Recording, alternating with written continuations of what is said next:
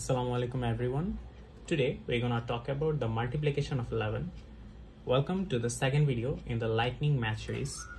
In this playlist, I will teach you how to multiply by the speed of light. আজকে 11 এর সাথে 2 অথবা 3 সংখ্যার গুণ দেখাবো। So firstly, আমরা দেখি 36 into 11. স্কুলে যে নিয়মটা করছিলাম আমরা সেই নিয়মে ম্যাথ করব না, তাহলে তো আর লাইটনিং অফ স্পিড হলো না।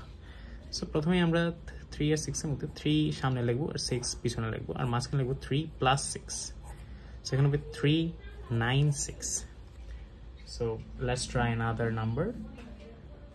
42 to 11, এখানে লিখব 4, এখানে লিখব 2, লিখব 4 plus 2, তোমার হচ্ছে 462, এটাই answer. So this is a cool trick, right?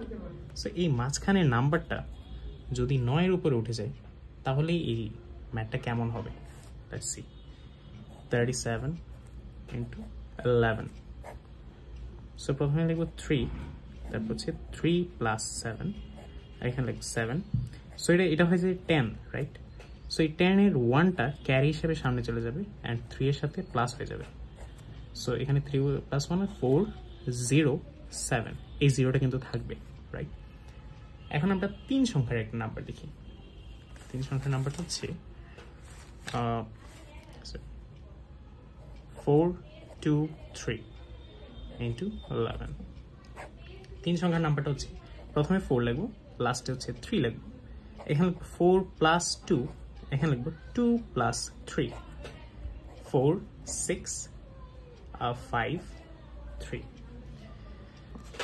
And then এখানে যদি ক্যারি থাকে তাহলে আমরা ক্যারিটা বসাবো। Let's try an example. 473 into 11. এখানে 4, এখানে 3, 4 plus 7, 7 plus 3. এখানে 4 plus 7 হয় 11, কিন্তু 11 এর যে 1, ফার্স্টের 1টা এটা 4 এর সাথে যোগ হয়ে যাবে, সো এখানে হচ্ছে 5. And এখানে হয় 7 plus 3 সমান 10. 10 এর যে 1টা সেটা এই লাস্টের যে 1টা ছিল 11 এর যে লাস্টের 1টা ওইটার সাথে আবার ক্যারি হিসেবে যোগ হয়ে যাবে। সো এখানে থাকবে 5203.